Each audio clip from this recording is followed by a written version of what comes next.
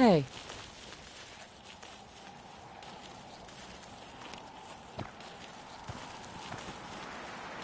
Yes?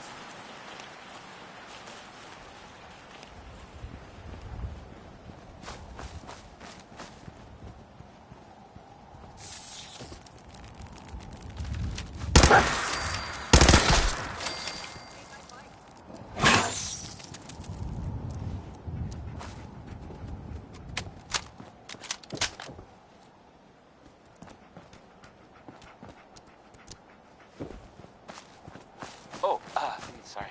That was Bob Crosby.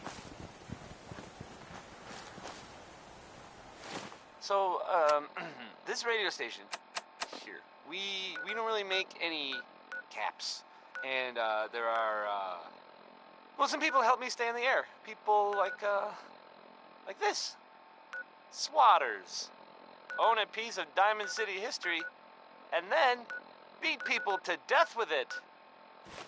Was I the only one surprised that Skeeter Davis is, a woman? It's just, it doesn't really sound like a woman's name. Hey, who are you writing that poem for? Skeeter?